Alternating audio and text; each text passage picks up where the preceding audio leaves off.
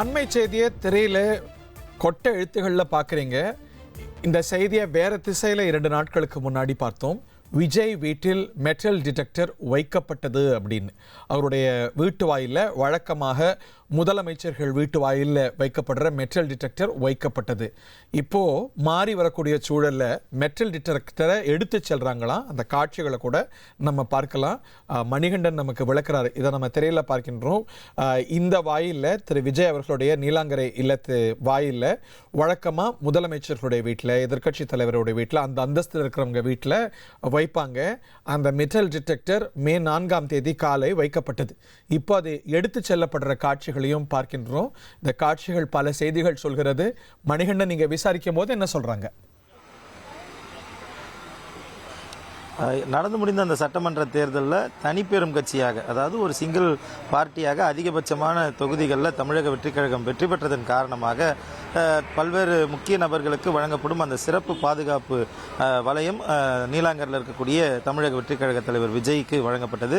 அவர் அந்த மே 4ஆம் தேதி மாலையிலிருந்து பயணம் செய்ய அந்த சான்றிதழ் வாங்க செல்லும் போதும் மற்ற சில பயணங்களுக்கும் கூட நேற்று மாலை வரையில் அந்த சிறப்பு கான்வாய், புரோட்டோகால் கான்வாய் என்பதும் வழங்கப்பட்டிருந்தது பார்க்க முடிந்தது. இந்த நிலையில் நேற்று இரவு நீலாங்கரையில் ஆலோசனை செய்துவிட்டு, பட்டினப்பாக்கத்தில் ஆலோசனை செய்துவிட்டு நீலாங்கரைக்கு புறப்படுவதற்கு முன்பாகவே கான்வாய் வாகனங்கள் அவர் கிளம்புவதற்கு முன்பாகவே பட்டினப்பாக்கத்திலிருந்து புறப்பட்டு சென்றது. இது குறித்து விஜய் தரப்பில் கேட்கும்போது கான்வாய் வாகனங்கள் உரிய முறையில், அதாவது தனி பெரும்பான்மையை நிரூபித்து அவர் முதலமைச்சருக்கான அந்த ஆட்சி கோரும் உரிமையை கோரும்போது அதிகாரப்பூர்வமாக பெற்ற பிறகாக கான்வாய் வாகனங்கள் எனக்கு கொடுத்தால் போதும் என காவல்துறையினரிடம் தெரிவித்ததாக விஜய் தரப்பில் தெரிவிக்கப்பட்டிருக்கிறது. அந்த அடிப்படையில் கான்வாய் வாகனங்கள் நேற்றே திரும்ப பெறப்பட்டிருக்கிறது. இந்த நிலையில் இந்த சிறப்பு வலயம் என்பது வேண்டாம் என விஜய் தெரிவித்திருக்கக்கூடிய நிலையில் ஏற்கனவே பொருத்தப்பட்டிருந்த இந்த மெட்டல் டிடெக்டர்களை அகற்றுவதற்காக, அதை திரும்ப பெறுவதற்காக காவல்துறையினர் வந்து அந்த பணிகளை செய்திருக்கின்றனர். எப்போதும் போலவே அவரது வீட்டு வாயிலுக்கு வெளியே கிட்டத்தட்ட 20க்கும் மேற்பட்ட தொண்டர்கள் தற்போது காத்துக் கொண்டிருக்கின்றனர்.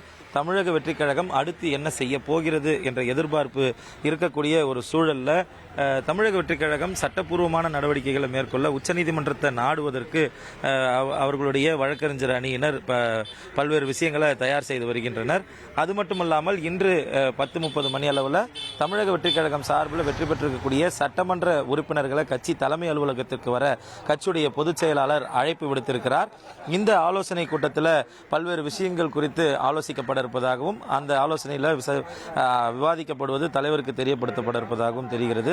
மற்றொரு புறம் சட்டப்பூர்வ நடவடிக்கைகளையும் தமிழக வெற்றிக் கழகம் தொடங்கியிருக்கிறது. 1,28,00,000 மனங்களை வென்ற தந்தை டிவி யூடியூப் சேனல். தவிர்க்க முடியாத தம்ப்நெயில், கலக்கலான கான்டென்ட்ஸ். நீங்களும் இந்த குடும்பத்தில் இணைய இப்பவே சப்ஸ்கிரைப் பண்ணுங்க. அசுரபலம் கொண்ட எங்கள் டிஜிட்டல் கரங்களில் உங்கள் விளம்பரங்களை சேர்க்க வாட்ஸ்அப் பண்ணுங்க. 8939888838. Email advttv@dttv.in.